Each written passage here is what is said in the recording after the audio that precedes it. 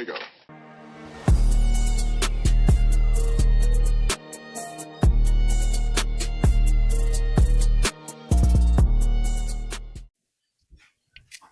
Hey guys, welcome back to the podcast. This week, me and Nick as usual. And this week, on this episode, I should say, we have Jamie Iwaschuk on the podcast. How's it going, Jamie? Not too bad. Appreciate you flying all the way down from BC just to be on the podcast. Yeah, that's the only reason. No, I'm just kidding. No, we appreciate you coming down and hanging out with us, man. Yeah. It's exciting to finally get you down here and interview you. So yeah, it's cool to be here. It's a lot different than what I'm used to. There's a few more people. There's no hills. So yeah, this is pretty flat. Yeah, it's and it's cold, man. I'm not used to that.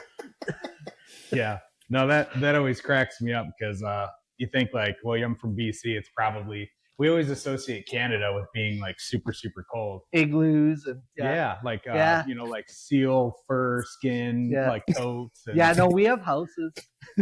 It's pretty neat. Windows and doors and everything too. Yep. Yeah, it was funny because when I came down, or when I picked you up from the airport, you were like, "Man, it's freezing," and I was like, "What?" Like you came from BC, but yeah, it's just kind of funny how that works out. Yeah, we're like where I live, like most of the year we're around like freezing temperature. Like I don't know what that is in like your guys' thing, but for the rest of the world it's around like 0 to like -5. Like that's what we run at for Celsius, but you guys are a little different. Yeah. Yeah, we're in America down here. Yeah, exactly. You gotta be different. From the rest of the world. Yeah, exactly. Yeah. So, all right, man. Well, first question that we always ask everybody that comes on the show is, what was your first snowmobile? My first snowmobile was like my first actual mountain snowmobile was a 340 Polaris 340 Indy Light. I had a Racer's Edge rear suspension in it. Everything me and my dad built it from the ground up. My dad used to build snowmobiles back in the day, so we built this sled from the ground up. Had everything, like all the radius rods, steering post, everything was chrome ollie. Motor may have had a little bit of work done to it. 136-inch, 2-inch paddle track. Like, yeah, I had a pretty cool first sled. Like, it worked. That was, I mean, that was back when, I mean, what year are we talking? That would have been 1997 or 6. Okay. Yeah, so it's... So the mountain sled scene was starting to kind of take off to get popular. So. Yeah, that was when, like, Polaris had, like, the teal 700 RMK. Oh, yeah. We had some... The Skidoo had the 670 Summit, and... Yeah, like that was actually like when mountain sledding, like actually, like when people could actually go buy a sled and go to the mountains. They didn't have to do anything to it, right? Yeah. No, that's. What was the first sled you ever rode at all? The first sled I ever rode, oh man, I've been on sleds since I was 2 years old. So I had a kitty cat and stuff. Kitty cat, yeah. I mean, it's. Seems the rite of passage for most snowmobilers to start on one of those. So my dad's been sledding forever. Like he's I don't know 62 or 3 right now, and he's been sledding since he was 18 years old. So I kind of really got pushed into it. Yeah, right away. Yep. Yeah, I don't think you had much of a choice. No. You were born and you're like, hey, this is what you're going to do, whether you like it or not. So, yeah. Well, it's worked out for you, so that's good. Yeah, I'm pretty happy with it, for sure. Yeah. Yeah. So, like, as far as snowmobiling is concerned, when did you know that, you wanted to, like, pursue it professionally? Like, it was more than a hobby. Like, I want to take this further and see how far I can go with it. Professional is actually a pretty strong word, right? Well, it's pretty hard to gauge if you're a professional if all you do is backcountry ride. Who judges that, right? Well, you make a good point. I would say like you know what? For me, it was I used to race dirt bikes professionally. Like I did that, and then finally, when I'm like, you know what? I ain't getting any better at this. Like I'm not gonna make $1 million dirt biking. I'm not even gonna like I'm lucky if I could get a bike, right? So I was like, well, you know what? I'll just go sled. And sledding's fun.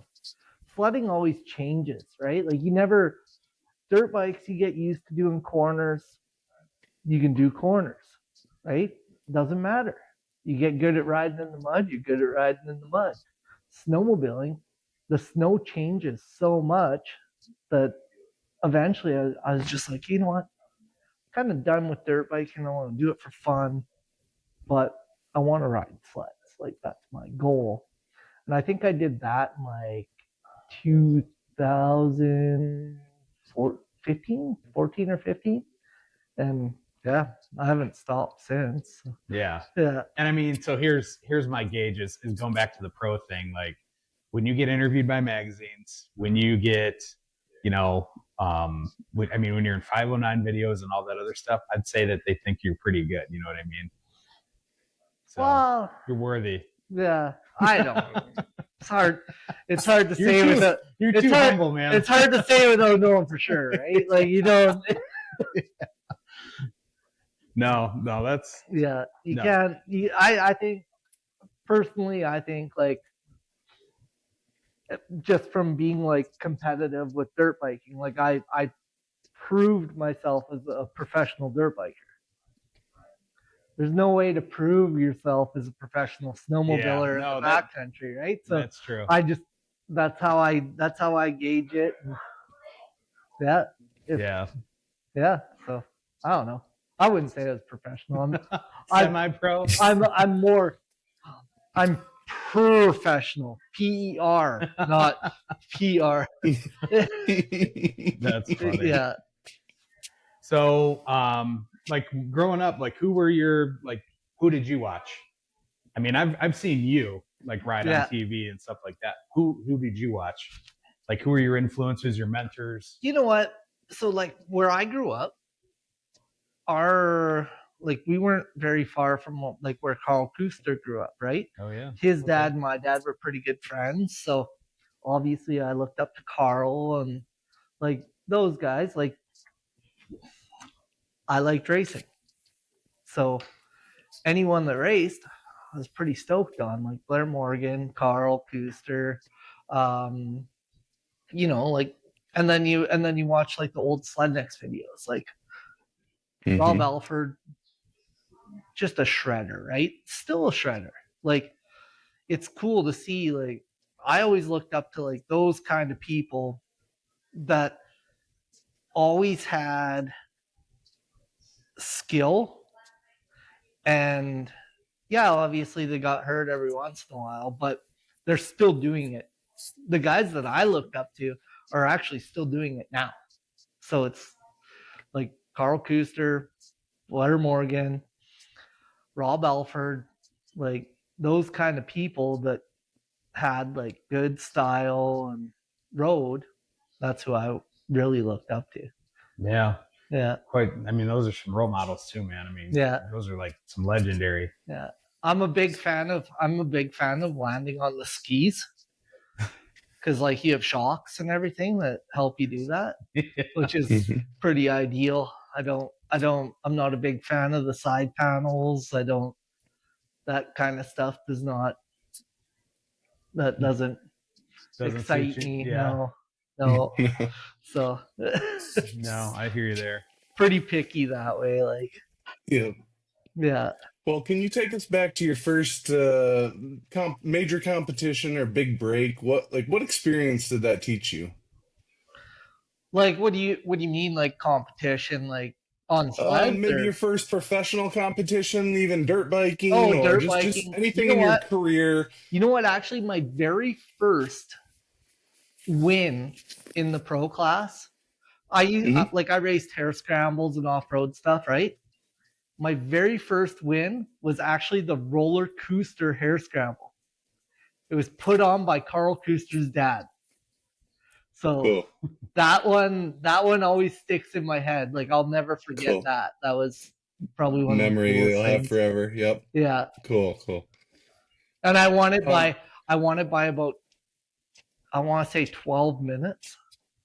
It's pretty good. Yeah. It's pretty decent time to win a race by for sure. Well, Quite the margin. yeah.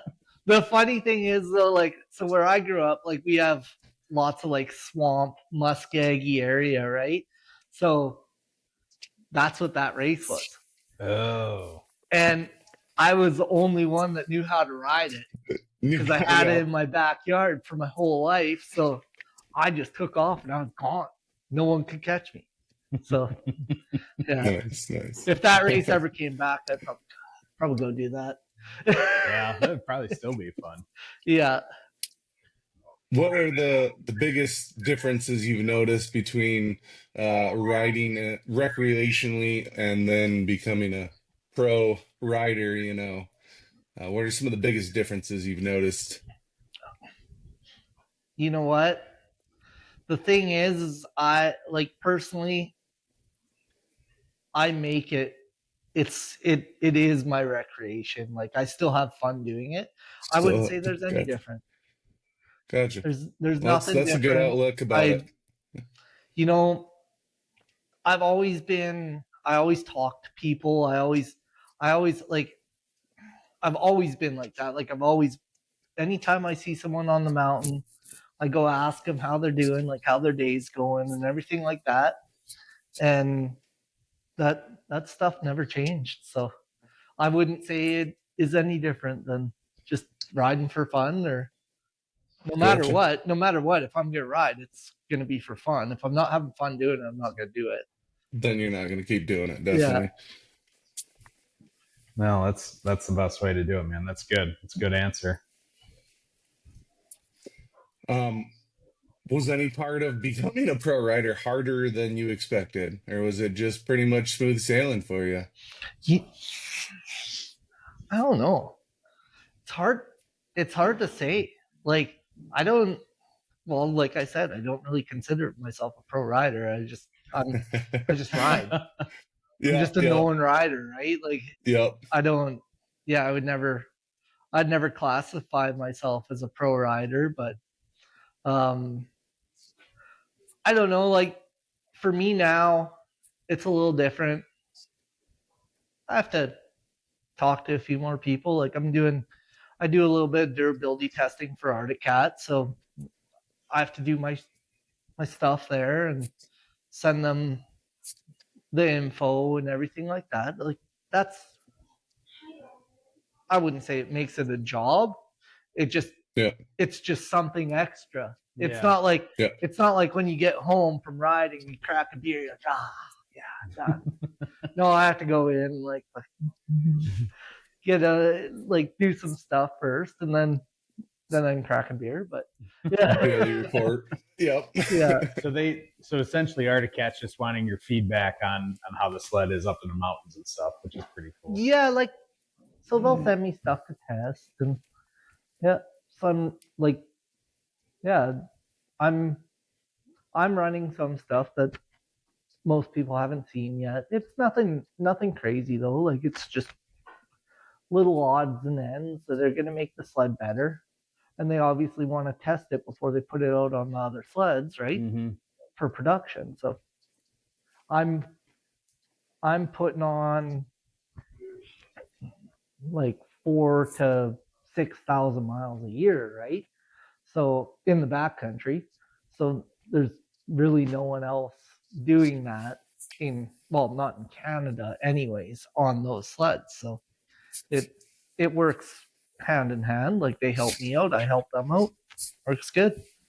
It's a mutually beneficial relationship. Yeah. Mm-hmm. Yeah. Nothing wrong with that. That's perfect, man.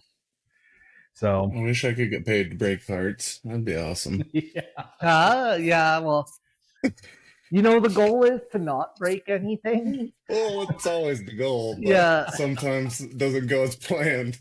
Man, I actually broke something last year. Like it was the first time I've broken an A-arm in probably 10 years. and just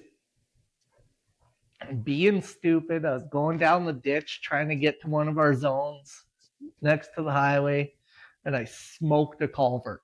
Ooh, Oh no. Yeah, I've done that before. over the bars. You should have Yeah, seen that how far I stops flew. quick. It was impressive. Yeah, and actually, Rob Alford's right behind me.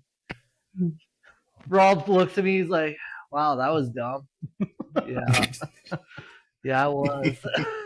Yeah, there's no give on those culprits. No, they don't move too No. much. No. They're pretty Yeah. locked in. Yeah. So, how would you describe your riding style? How has it evolved since you first started riding till it is now? Well, I definitely got smoother. Yeah. I don't like crashing as much. Yeah. That's a fair statement. I agree with that. Yeah. You know what? It's crazy. I think about that actually a lot. Like, my riding style has changed so much in the years because I learned different ways to ride. Like, I really like to use the train. So, like, if I see a little hill, I'm not going to wheelie off the hill. I'm going to set my skis on the hill and then power through the hill to get more momentum so I can climb higher, right? Like, there's things that you learn that the only way you're going to learn them is from seat time. And it's like, if you look at like hard enduro dirt bikers, they get traction, right? Like, you look where they get traction and it's like, oh yeah, that makes sense. Snowmobiles are the exact same way.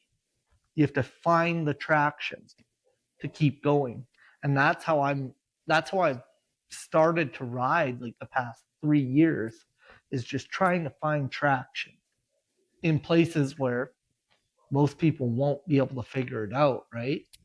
And that's what kind of really helps me out.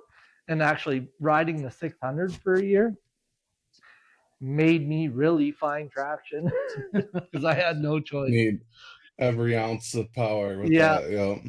Every ounce of power that you can get to the ground is you're moving. Yeah. You're moving forward, Yeah. right?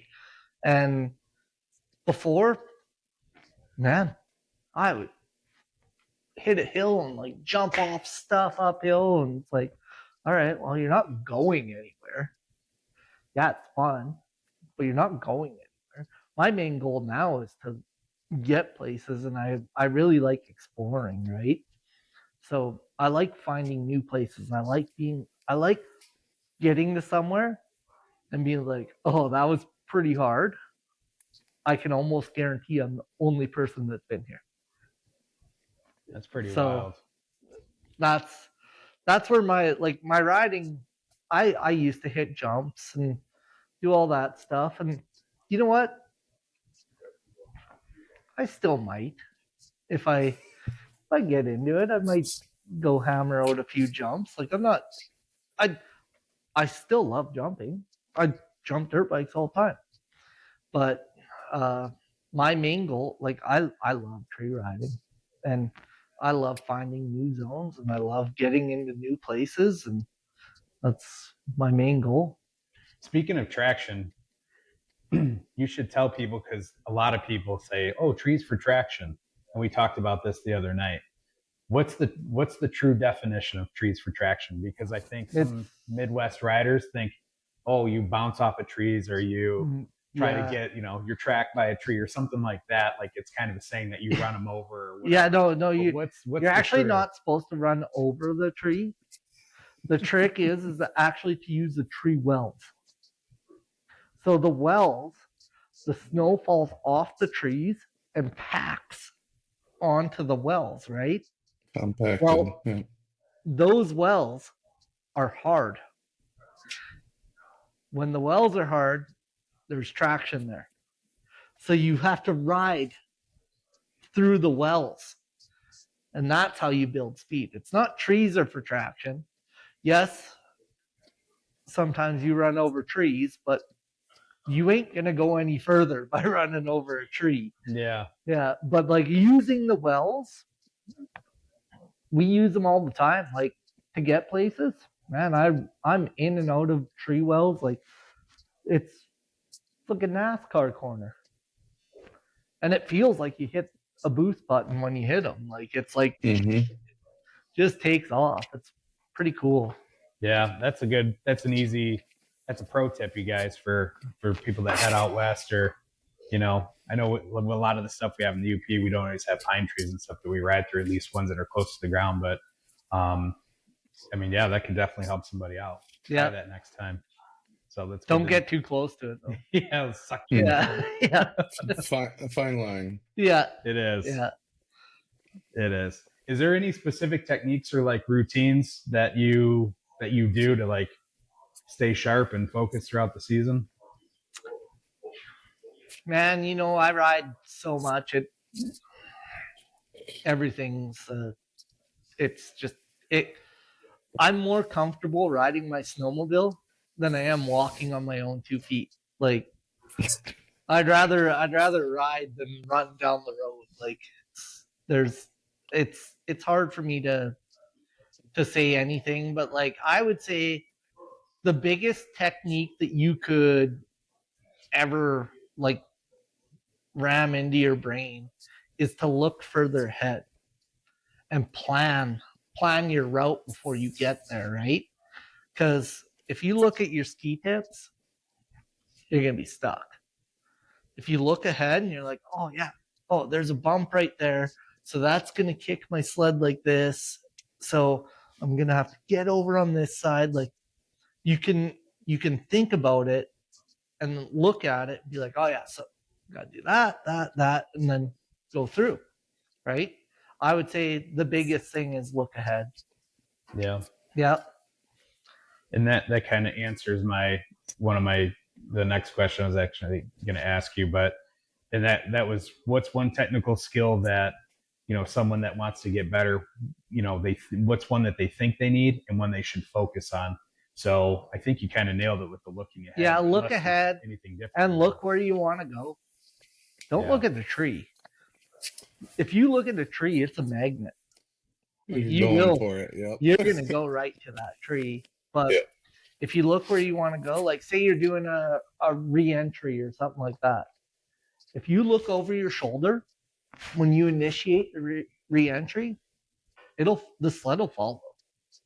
Doesn't matter what you do. If you look over your shoulder, that sled will spin around, come back down. 100%. It's crazy how the brain like receives information from the eyes, and then your body just responds to it like subconsciously, and you do that. Yeah. And I've heard a couple of people talk about like look ahead, exactly what you're saying. Yeah. Because you just get so fixated on something, you're literally, without even knowing it, your body will just guide you towards it, and you'll make a mistake. Yeah. It's crazy how that works. And I don't know. Yeah. And there's a thing with racers and drivers in the mountains and stuff. You basically drive with your peripherals. So you're looking 2 or 3 corners ahead of where you're actually at. Your brain has already memorized it. You're driving with your peripherals. Yeah. You're focusing on what's up ahead of you. If you're looking down, you're not paying attention to what's coming up, what's ahead of you, and your brain is already focusing already way ahead of that. You need to be looking well out ahead of you, not at the front of your sled. Yeah, you're right. Like that's what we like. Even for dirt biking, that's what we always learn was look ahead. Like if you come into a rut, you don't look straight down at the rut. You always look where you want to go, right? And that's the same with snowmobiles. You look where you want to go. It's gonna follow. Yeah. Yeah. No, it's good advice. What's one of your most memorable rides or lines you've ever pulled off? You know what? So there's this one time, me and Brett Turcott, we lived together for like, I think 5 or 6 years. Like we rode every day. And Gotcha. The one time we were doing stuff around the house, whatever, and then all of a sudden it's like 1:00 in the afternoon. We decide that we're going to go out and we're going to connect these 2 zones together. and it didn't work. we so we end up in the middle of freaking nowhere. We're in a gully, and there's a cliff like where we wanted to go. We were about, I would say about maybe a mile too far down on the mountain from what we should have been, and it did not work out for us. But we were doing we did 30-foot drops to side panel lands, skid down to the trees, and we're like, oh yeah, we can get out the other side. It's no big deal. We thought that was the easy part. And then all of a sudden we get to the end and we look up and there's a 50-foot full rock cliff. Oh boy. And we're coming on 4:30, 5 o'clock in the afternoon. We're in Canada. Gets dark early. Not the most ideal place. I don't have a headlight. So then we're like, oh no, what are we going to do now? So then all of a sudden it's like, all right, well, turn around. And we have to go back up all those drops that we just did. And our local guys, we have our local guy, that was when I lived in Clearwater, and our local guys, they're all really good riders. So we had Noah Baker, he raced Jackson a few times, he was pretty good. And they all had their snowshoes out to come find us. Well, and then they went back to their sleds and grabbed ropes because they couldn't get down anything. Dang. So they're roping down to try to find us. And we're riding up past them. And so Brett's shining his light on the hill. And I'm hitting the hill because I have more fuel. He's on a supercharged sled. I only had a pipe kit. So I'm hitting the hill. And Brett's shining his light on the hill because I have no headlight. And then we finally get up to their sleds at 3 o'clock in the morning. And I had to talk Brett off the ledge a couple times. He's like, we're staying the night. We're fine. And I'm like, oh, no, we'll be all right. We'll figure it out. It's not that. I looked at him like, hey, dude, look at all the stuff that we have in our bags. It would be actually a good learning experience if we did stay the night. Yeah. And he's like, yeah, Nikki's gonna be so mad at me, blah blah blah. I'm like, oh yeah, she's gonna be pissed. But she's like, so she was not very impressed. She was very, very upset. She was also pregnant. Oh boy. Yeah. Yeah. So we got in trouble that day. Get for sure. At. Oh yeah, hard. It was not good, but we ended up getting out. I told Brett, I'm like, dude, I'm getting out of here. I don't know what you're gonna do. And he's like, well, I'm like, even if we did have to stay, I'm like, dude, let's start a fire under one of these huge rocks. We'll be fine. Yeah, you're just camping at that point. Yeah, it'll be chill. We have enough chocolate bars. We'll live. Yeah. And then awesome. We finally got out, and then the other guys come back up, and they were in worse shape than us. They looked at us. They were just white. They're like, we have no idea how you did what you just did. They're like, there is no one else that would have done that. Those sleds should have been hellied out. We're like, Yeah, you're like, well, whatever. the will to get out is stronger than the mountain. Yeah, exactly. Like I wasn't staying there. Yeah. Sounds like one heck of a memory for Yeah. sure. But I do Well, lots of like I help out with search and rescue. I'm not on search and rescue because search and rescue in Canada, like they have to look at the avalanche terrain and assess it. And if they declare it like high avalanche, no one's allowed to go. So I personally opted out on being on search and rescue because I'll do my own avalanche assessment, and if I feel like I'm safe, I can go. And I've probably saved more lives doing that than what they have. So it's that's cool. it's kind of a win. You don't have to follow some of the rules and I don't have to follow any rules. I don't like rules. Jamie does what he wants. Yeah. Yep. Well, we know snowmobiling can be dangerous, but have you ever had any close calls that kind of change your perspective on any of it?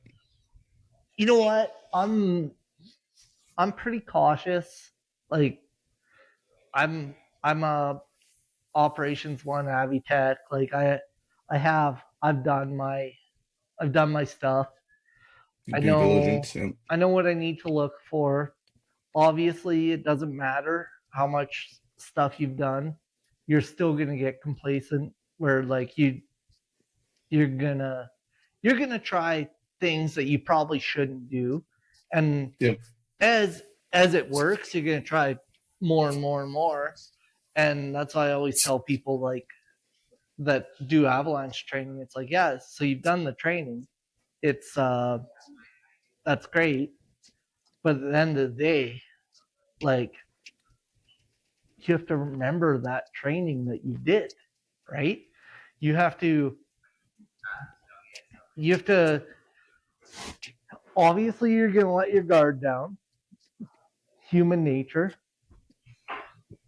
We all do it, but it's something that you need, and you have to. It should be in the back of your head every time you ride. Oh yeah, like this could go bad.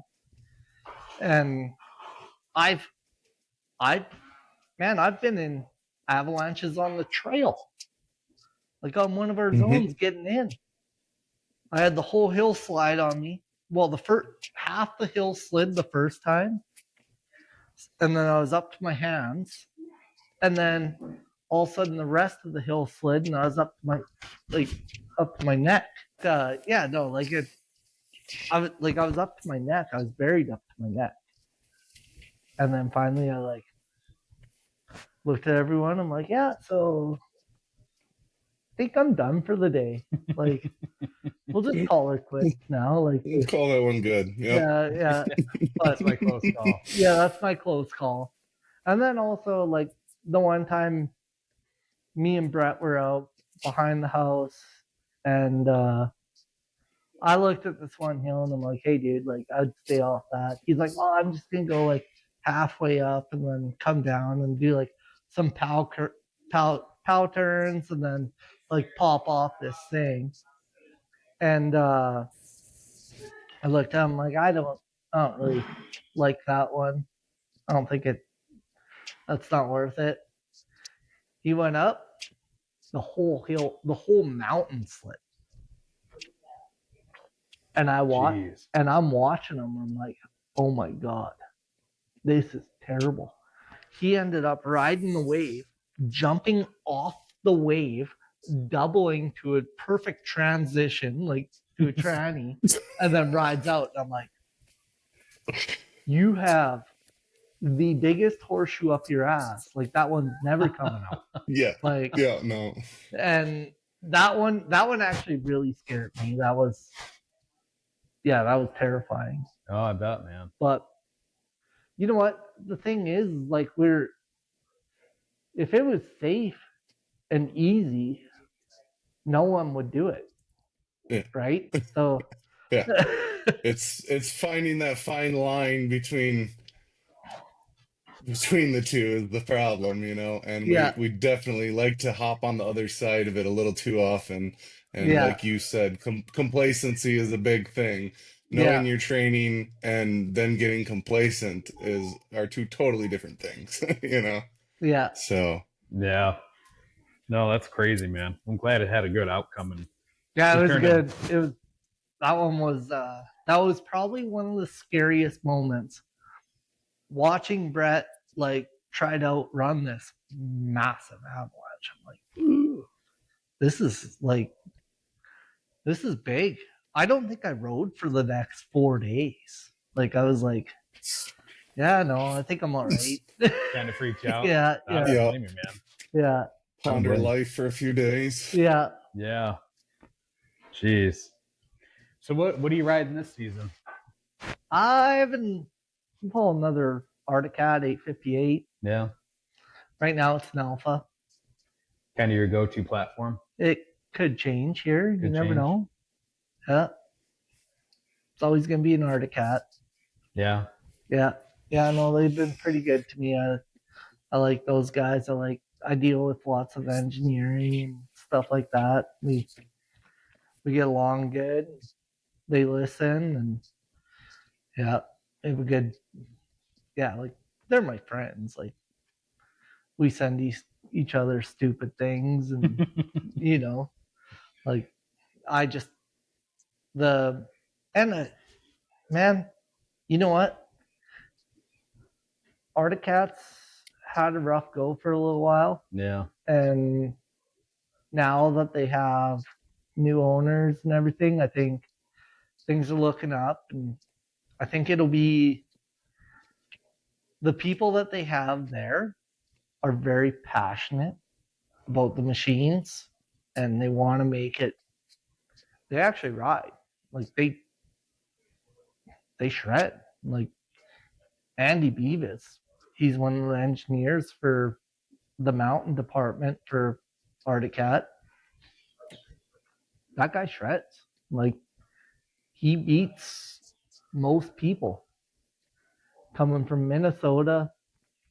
Man, the guy's paid to sit at his desk, and he gets out into the hills, and it's impressive. Like the stuff that he does, it's like, all right, you deserve to do what you're doing. Like Yeah. he's the guy that built like the Alpha.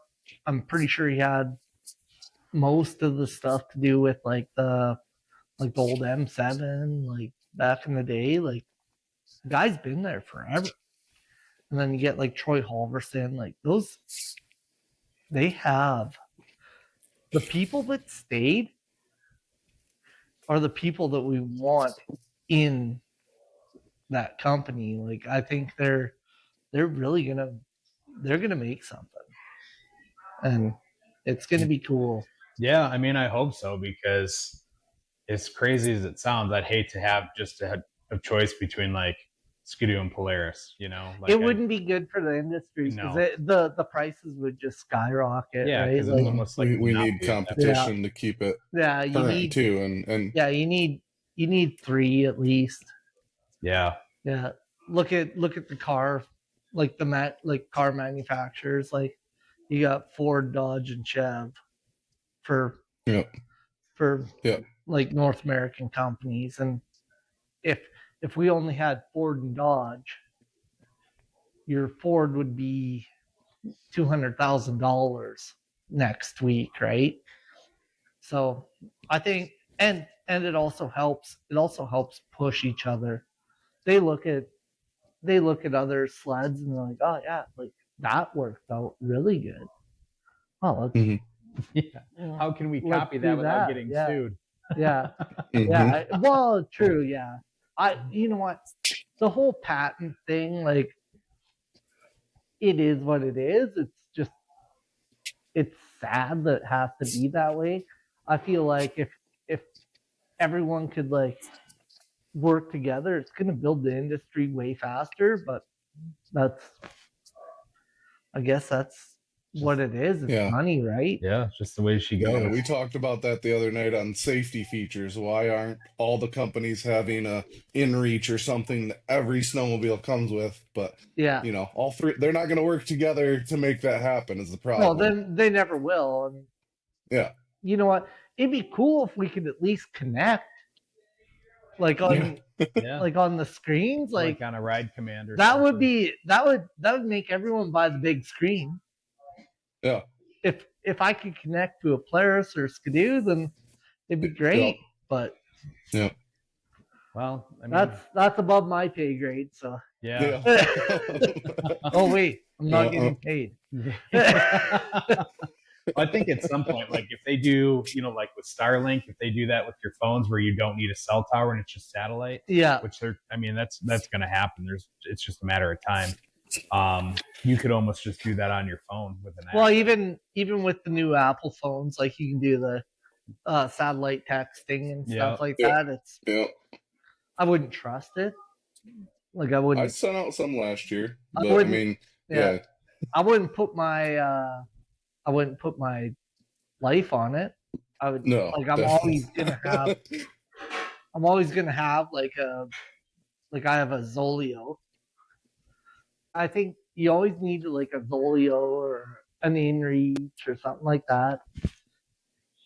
InReaches, well, I got a bad taste on the InReaches because I had one that went off in my backpack 3 times. On its own. So search and Yeah. rescue's coming out 3 times. In places where it shouldn't have went off. Really? Yeah. I get what you're saying. You're like false alarm, false alarm. Yeah. Yeah, no, I was riding with a guy in Utah that had his phone in his pocket. Now they have the SOS alert if there's an impact, and he clipped a tree and it started calling SOS for him. Yeah. Yeah. Yeah, because this phone sensed the impact. Yeah. Yeah. You can it'll call 911. You know what? All this technology is it's really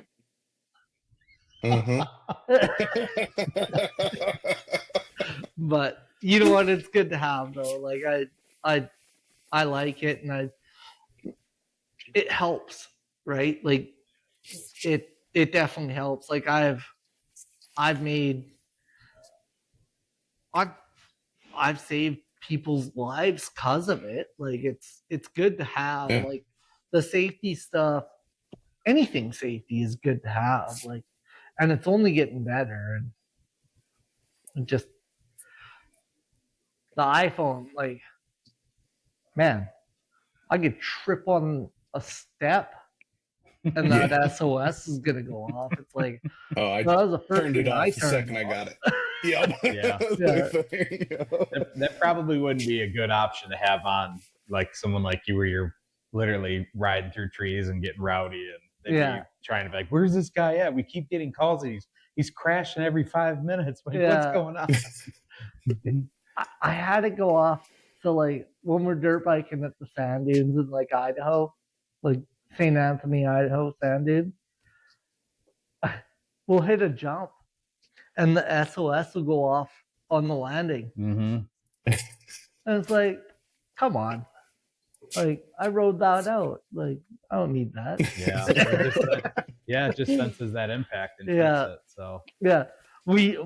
And with snowmobiles and dirt bikes, we get a little more impact than what they would get on, I don't know, scootering or whatever. Whatever people do, I don't know. So what modifications or setups do you swear by? I love doing a handlebar setup. So I ride for Cheetah Factory Racing, and I'll do. I kind of switch it up every year. Like I do something a little bit different. So like this year, I'm running like the Turcotte bar with a 3.5-inch riser, and but usually I'll do like a 4-inch riser. But I wanted to switch it up a little bit. But Try different things. yeah, See what you like. I like the small diameter grip. Mhm.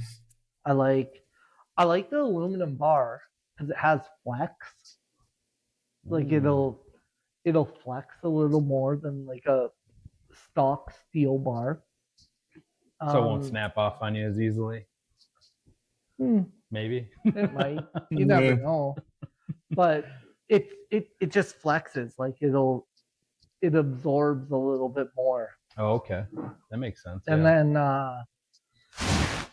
other than handlebar setup, man, knowing how to deal with suspension is like probably one of the biggest things. Like your weight transfer.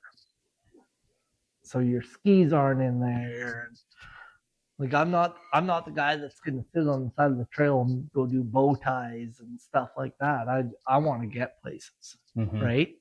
So my limiter strap's usually pretty tight, and I run my rear shock pretty tight, and I'm very picky on my suspension setup for sure. But I would say like handlebar suspension, that's all you need. Anything else, yeah, more power's sweet, but I've yet to see anyone outride like a stock sled. Yeah. And I ride with lots of people. Yeah. Like in the backcountry, like you can't outride a stock sled. It's just like a dirt bike. There's no one that I know could outride a 450. There's no reason to put a pipe and all this other stuff on that bike because we're not good enough. Unless you're top 5 in Supercross. Yeah. That's true. People are probably spending money in the wrong places. Yeah. And even with sleds, even if you are top 5, I don't think anyone can outride. I personally, I think anyone that's good, they should go back and ride 600. Yeah. Right? Like, why do you need that power? Yeah. Where are you going? Yeah. Well, I mean, especially now too, like you got players that came out of the 650, and I got a couple people that I know that have bought it, and they're like, I don't need an 850. Like a 650 is plenty. And we had a guy last year on our group ride that we did up north, and he got a 650 as a rental because his sled had some mechanical problems. And we were like, well, how is that thing? And he was like, this thing's got a ton of power, and it's just a 650. They work. Yeah. Man, me and Brett, the year I was riding my 600, he did a video, like a YouTube video, and it's literally him on a 650 and me on my 600. And we didn't get passed by a turbo. We had 2 turbos with us, and they're both good riders. And the only time that the one turbo come up to us,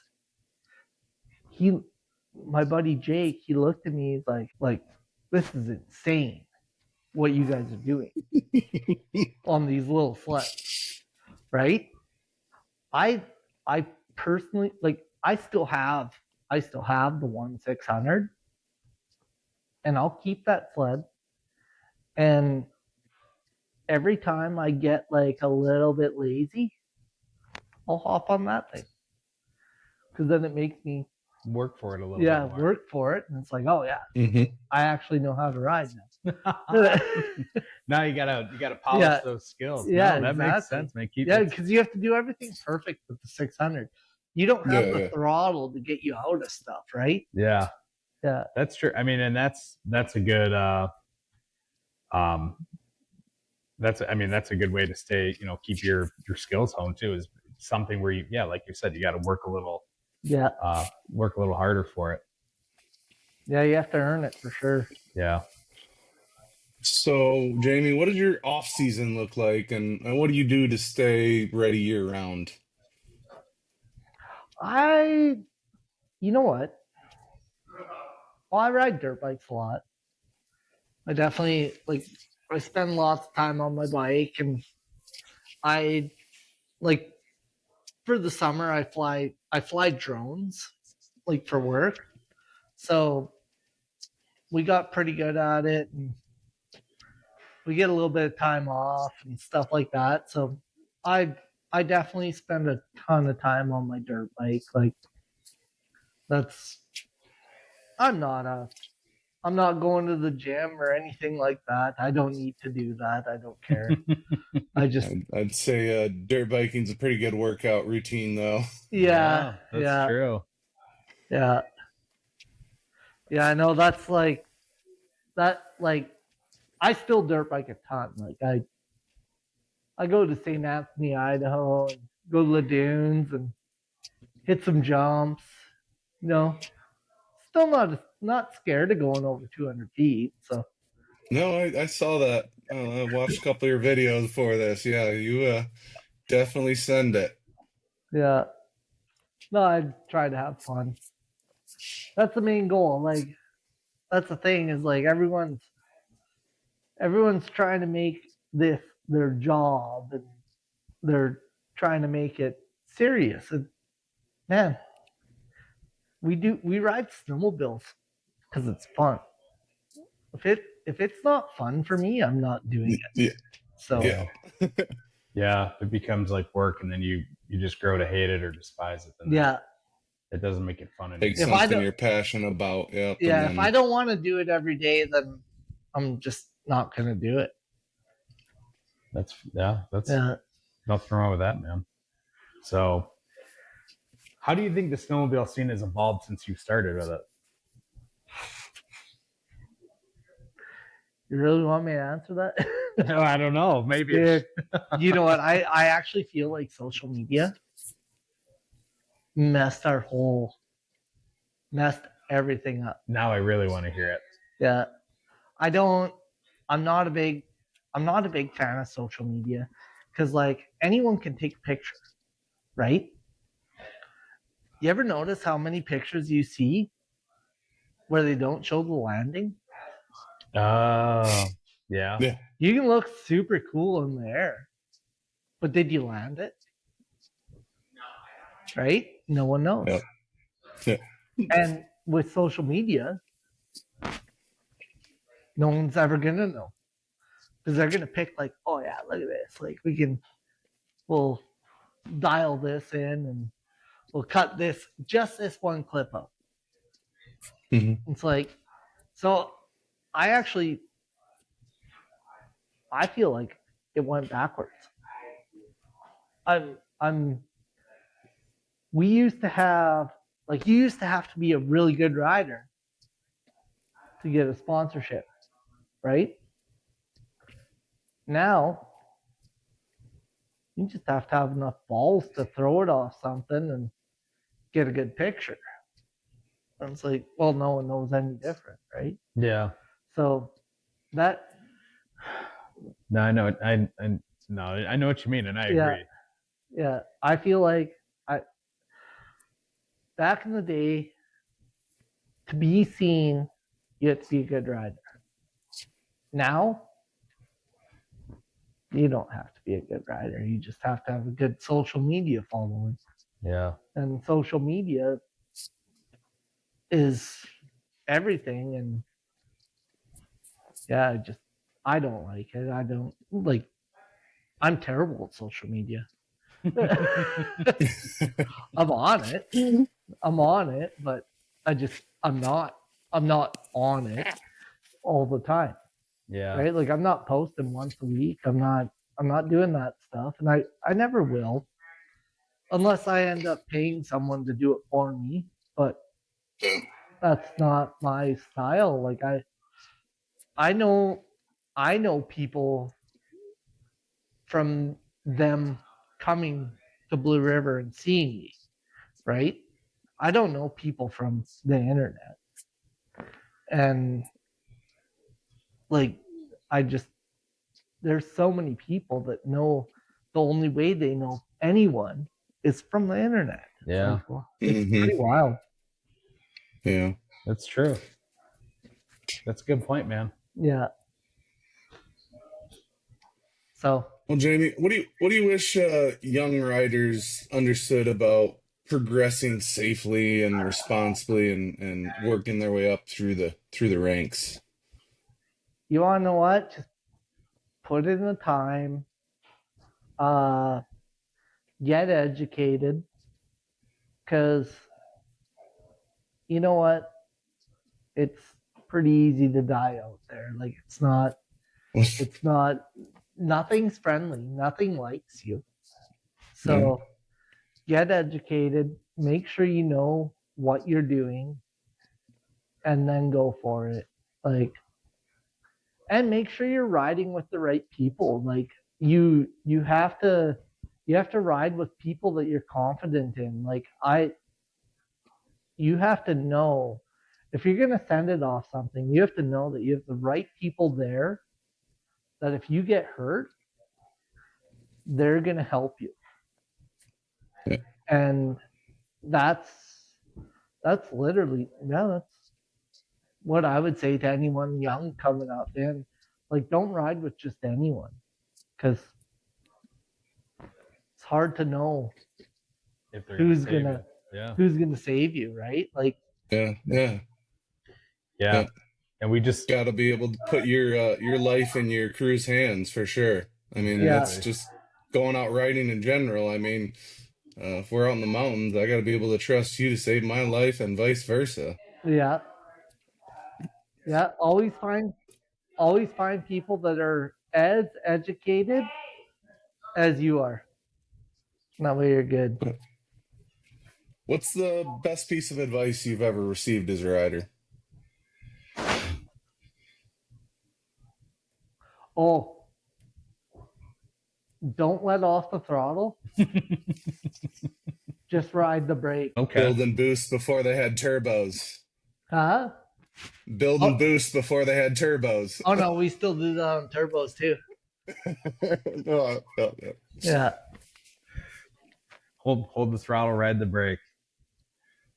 So, if you could design a dream sled, what would it be? What features would it have? Oh, I can't tell you that. No. That's private.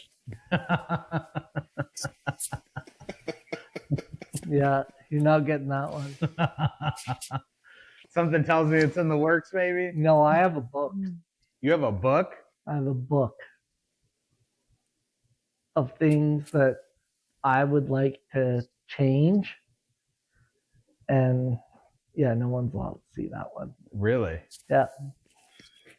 When are you starting building this sled then? Yeah. No, I'm not building it. I'm just you can only give out so many ideas, right? Yep. Got to keep some things close to your You chest. should see Kuster's book. He's got I would big love book. to have a peek at that. Yeah. Yeah. I bet you there's some. That's $1 million book right there. Yeah, that's probably. Oh, I'm sure. Yeah. The cover's probably worth $1 million. Actually, it's an old KTM. It's an old KTM owner's manual. Really? Big shop manual? Yeah, that's great. Yeah, but No, that's awesome. Cool, man. Well, yeah. What do you got going on this winter? Anything exciting? Riding sleds, man. No. Yeah. What's wrong with that? Might go hang out with Turcot at X Games. We'll see. Yeah. Yeah. Go pull wrenches. Yeah, help them out in the pits. Yeah.